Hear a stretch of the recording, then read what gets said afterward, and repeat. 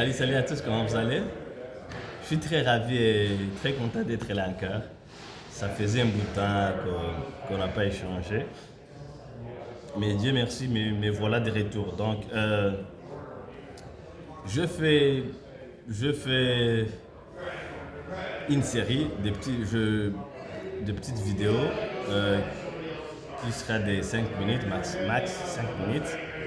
Et là où je veux vous parler d'un sujet très intéressant, je vais intituler ça l'Afrique, une propriété privée et entreprise personnelle de la France. Je vais vous partager quelques outils qui ont fait que la France puisse maintenir l'Afrique sous son emprise. Donc, je vais découper ça, mais je vais vous montrer les outils et les stratégies.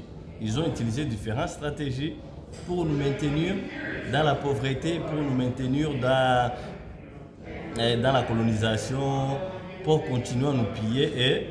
Et la plupart des gens l'ont déjà dit. Si on dit ceci, c'est pas que nous sommes contre la France. Non, nous ne sommes pas contre la France.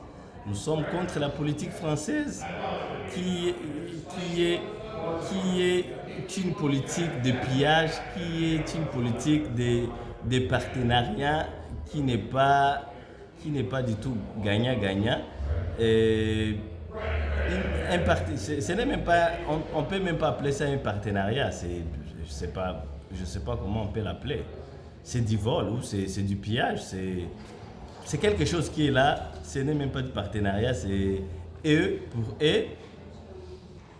Et dans la politique française, ils appellent ça coopération nord-sud, ou soit ils appellent ça les aides, qu'ils nous octroient des aides, ou je sais pas moi, coopération bilatérale, mais ils n'ont jamais parlé des partenariats gagnant-gagnant. Or, de nos jours, c'est ce qui nous tient à cœur, parce que les Africains se sont réveillés. Et il y a d'autres pays qui viennent et qui est en train de négocier le partenariat gagnant-gagnant. Je ne vois pas pourquoi pas la France devrait aussi s'adapter à la réalité et commencer à s'impliquer dans le partenariat gagnant-gagnant. Donc ici, je vais énumérer les outils que la France a utilisés de leurs indépendances, parce qu'ils sont très malins. De leurs indépendances, ils ont fait signer à nos chefs d'État les accords biaisés, les accords triqués ou les accords qui étaient à leurs intérêts. Et ça se percute jusqu'à maintenant. Nous, de la nouvelle génération, nous qui n'étions pas là à l'époque de l'indépendance, on subit ça et on continue à payer. Voilà, donc c'est ça. En commençant, la première des choses qu'ils ont pu manœuvrer et en tout cas, je dirais qu'ils ont bien joué leur carte, c'est les contrôles monétaires.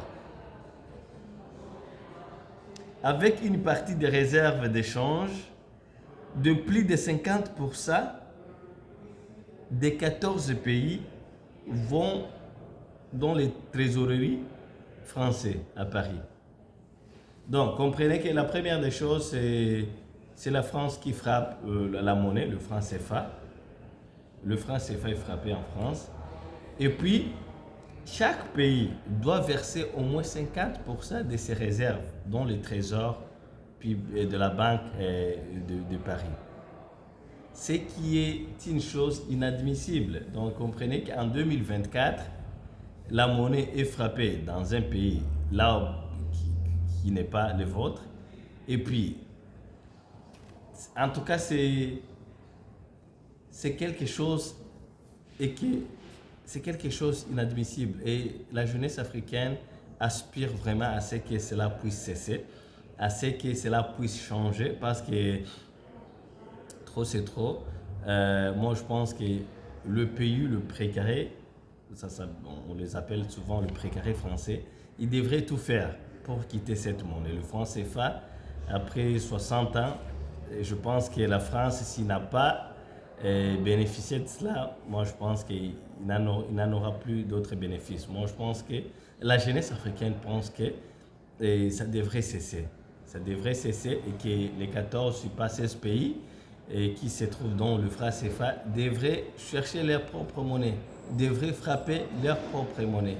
Merci beaucoup.